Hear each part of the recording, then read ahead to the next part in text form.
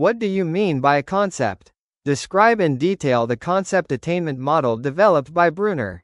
OR. What do you understand by the concept attainment model? Describe the structure and characteristics of Bruner's concept attainment model. OR. Briefly describe various steps of using concept attainment model of teaching. OR. Describe in detail Bruner's concept attainment model. Also illustrate different types of concepts given by Bruner. Bruner's concept attainment model, CAM. It is an indirect instructional strategy founded on the works of Jerome S. Bruner. Build on the principle of concept formation. The concept attainment model promotes student learning through a process of structured inquiry. The model helps students to understand and learn concept by identifying attributes or key feature through a process of analysis, comparison and contrasting of examples. Two types of examples are used in this strategy. Yes, examples that have attributes of the concept, and no, examples that do not have attributes of the concept. Examples through CAM. We discriminate the attributes of things, people, events and place them into categories. According to Bruner, categorizing activity has two components. The act of concept formation leads to concept attainment. In concept attainment, there is only one concept. Using clues provided by the teacher, students try to determine the identity and definition of that concept. The concept attainment strategy engages students deeply in the skills of identifying similarities and differences and generating and testing hypotheses. The concept attainment lesson should follow the following principles. The principle of conceptual clarity. Learning a concept involves more than just learning. It involves learning the essential attribute of a concept. The principle of multiple examples. When presented with two examples, students can form initial hypothesis about a concept. However, when students see many and varied examples, they can define with increasing certainty the essential attribute of the concept. The principle of conceptual competence. A concept is learned when students can list the essential attributes of the concept and when they can use those attributes to discriminate between examples and non-examples. Concept attainment helps make connections between what students know and what they will be learning. Through this, they learn how to sort out relevant information and they learn how to examine a concept by clarifying more than one example of that concept. Students go beyond merely associating a key term with a definition. In this, concept is learned more thoroughly and retention is improved. Concept attainment process involves the following activities. Concept attainment is based on the powerful process of concept formation by asking students to analysis the both examples, positive or negative. These categories are tested against further examples or non-examples. Finally, a set of critical attributes is generated that define the concept they are learning.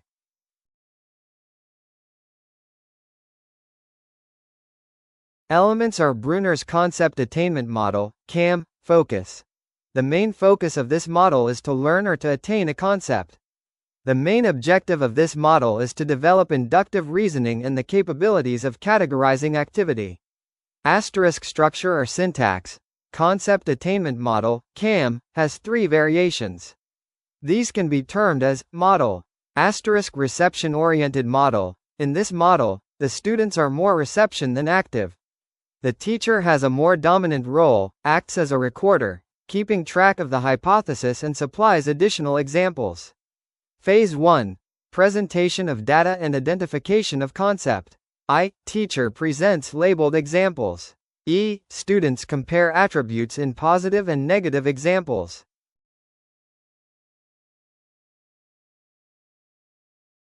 Students state a definition according to the essential attribute. The teacher presents positive and negative examples in predetermined sequence. The data may be in the form of pictures, sketches, diagram, chart, etc. The pupil are told that there is one idea in common in all the positive examples and that they have to compare and justify the attributes and form some hypothesis about the concept. When the pupil have analyzed the examples to state a definition according to the essential attribute. Phase 2. Testing attainment of the concept. Students identify additional unlabeled examples as yes or no. E. Teacher confirms hypothesis, names concept and restates definition according to essential attribute. E. Student generate examples. In this phase 2, the teacher presents unlabeled examples. The student identify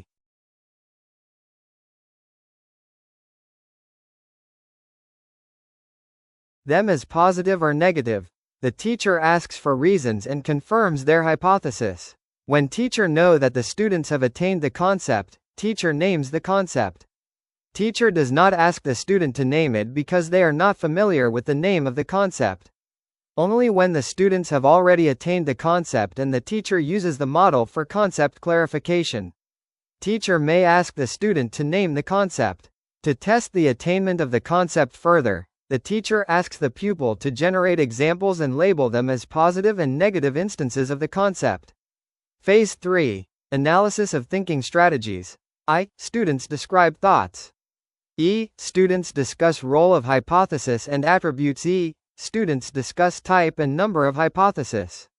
In the third phase of the model, the teacher analyses the thinking strategy employed by the students. The students report their pattern of hypothesizing, whether they focused on attributes or concepts, whether they did so one at a time or several at once, and how they changed their hypothesis when it was not confirmed. Selection-oriented model. This model places responsibility of concept attainment and attribute tracking in the hands of students. An example is not labeled until the student asks whether it is positive or negative. Student control the sequence of the examples. The tracking and analysis of attributes is not as formal in this model as in reception model. This model leads to quicker attainment of the concept. Phase 1. Presentation of data and identification of attributes. I. Teacher presents in labeled examples. E. Students generate and test hypothesis.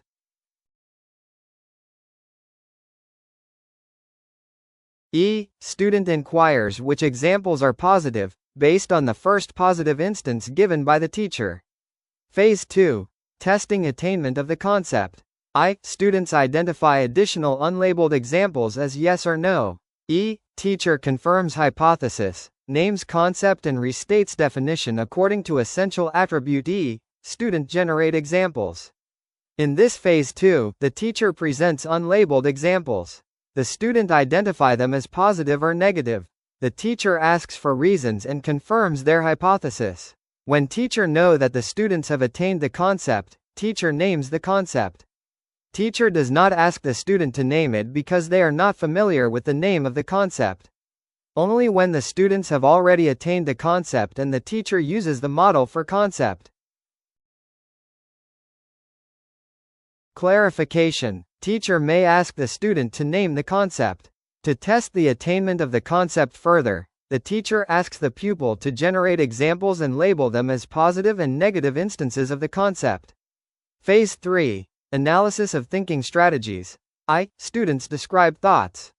E. Students discuss role of hypothesis and attributes. E. Students discuss type and number of hypothesis. In the third phase of the model, the teacher analyses the thinking strategy employed by the students. The students report their pattern of hypothesizing, whether they focused on attributes or concepts, whether they did so one at a time or several at once, and how they changed their hypothesis when it was not confirmed.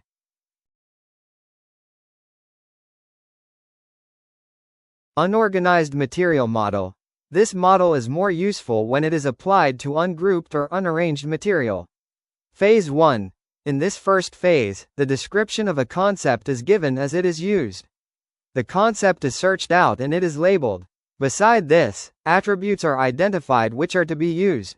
Phase 2. In this phase, the concept is evaluated. In this process, the appropriateness and adequacy of the concept being used are discussed. Principles of reaction. This element is concerned with the teacher's reaction to the student's response. Under this model, the teacher's reactions to the student's response is very interesting and impressive. Social system. The element is concerned with interaction of student and teacher. There is healthy interaction between student and teacher in this model. When required, the teacher present additional examples of his own. The teacher tries to control the various classroom activities, but he also gives the freedom for discussion in different teaching situations. The teacher can also encourage the students to participate in the discussion. Every activity of the student should be clear. Support system. Support means additional facilities, material. Such material is required in which the concepts can be incorporated in that material. In this material, those negative and positive examples can also be included about which the pupils may be prompted. Application or utility and effect. The use and application of CAM is very wide. Its uses or applications are as follows. CAM is good method for familiarizing unknown concepts. This model can be applied to all the age group. For small children, the concepts and examples should be simple. During the use of CAM, student starts classification, categorization of objects. This model can be used teaching of all subject like language, grammar, science and fundamentals of mathematics.